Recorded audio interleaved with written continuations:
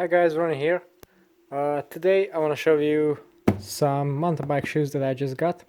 As I mentioned in a couple of previous videos, I'm planning to get a cross-country bike or a cyclocross bike. Well, I have a cross-country bike now and I'm getting a cyclocross bike, but I have some really crappy mountain bike shoes that I don't really like because they don't fit really well. They're heavy, the sole is very soft, and I got a ton of heel lift. So I decided to get some proper ones now that I'm trying to do it competitively. And of course I need some proper off-road shoes for that. So these are Fizik's brand new M3B carbon sole mountain bike race shoes. So let's just get into them. The packaging, quite subdued, quite nice. Little black design, one of my favorite colors. Let me just, yeah, okay. Yeah, so that's the packaging. Nothing too fancy. Let's look into the shoes.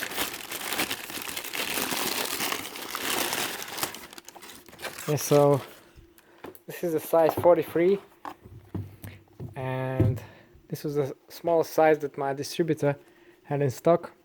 For some reason, I know people nowadays tend to have really big feet, and I've tried these on already, and unfortunately they ran too big for me. So most of my shoes are 42, 43s. These are 43s and they are too big, so I'm going to have to return them. They have some Giro Empire VR90s and stock in 42, but I don't really like the green logo on there. So if these will be available in the next couple of weeks, then I'd rather switch them for the 42s instead of the 42 Giros. Although the Giros themselves are excellent shoes, but I chose these for a couple of different reasons. For first, they have this really nice microfiber upper, really rubbery and kind of slippery, so that's good when you're riding in muddy conditions. I think the mud will just clear off very easily and not pack up too much. And the other reason, I really like the lace-up shoes. I have two pairs now, but I really wanted to try a shoe with a BOA dial, and I have to say I really like the action of this. This is the standard two-way BOA dial. Right now I have it unpopped, so this way you can lose the cable tension, and then if you pop it back in, then you can crank them up real tight, and also micro adjust for a bit of loosening. Now if you ride in muddy conditions, this is great because there's just one dial on this shoe. I think it's a great design, and you don't have to mess around with your muddy shoes. You just pop this off like this and take them off really easily, whereas with Giros you're going to have to mess around with some muddy packed up and probably some wet laces as well. So I really like the upper. I really like the tightening system. It also fits really, even though this shoe is too big for me. Well, it's just 8 or 9 millimeters too long. I can still crank it up pretty tight, so I could potentially ride this, but if there's an option to get these replaced soon, then I will definitely do that because I really like the design. Another neat little feature to prevent heel slip. I don't think you could actually see this from any angle, but most shoes have these cat tongue liners in there. Well, these have, if I put my fingers over, these have some rubberized ridges in the heel cups, so definitely good against heel lift. As I said, no heel lift whatsoever despite these shoes being too big for me, so that's definitely a good sign. The heel cup itself is really rather stiff, and it's also rubberized. Well, basically the whole outer perimeter of the shoe is, so it should last very long and be durable against rock strikes, crashes, and the rigors of off-road use.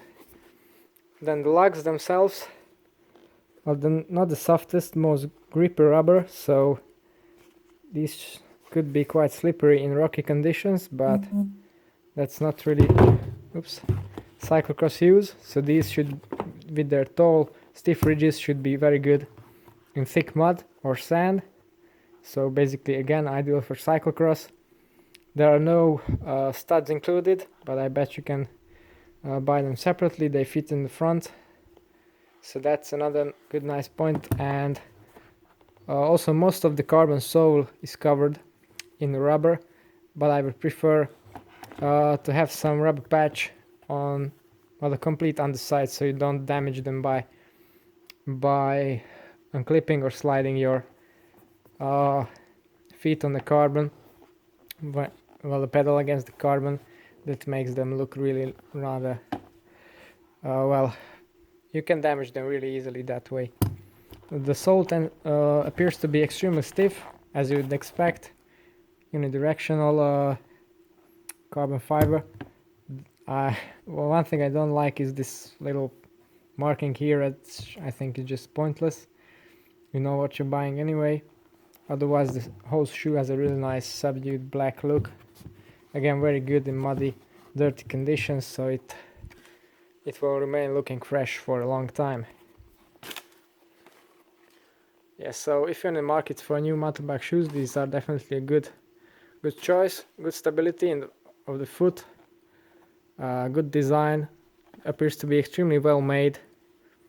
Also, the transitions from the outsole to the upper are really nicely done, so I don't think you'll get any kind of separation on there. So I think these are going to be a durable, comfortable, high performance shoe. Unfortunately, I'm going to have to size them down to get a proper fit, or maybe get the Giro Empires. I read some good reviews on those, so we'll see. But anyway, I have time to think about this until my cyclocross bike finally arrives. Okay, so this was a quick recap of my Fizik shoes. If you'd like to see more high-end cycling related stuff, then don't forget to tune into my channel and subscribe. That's all for today. Thanks for watching, and see you next time.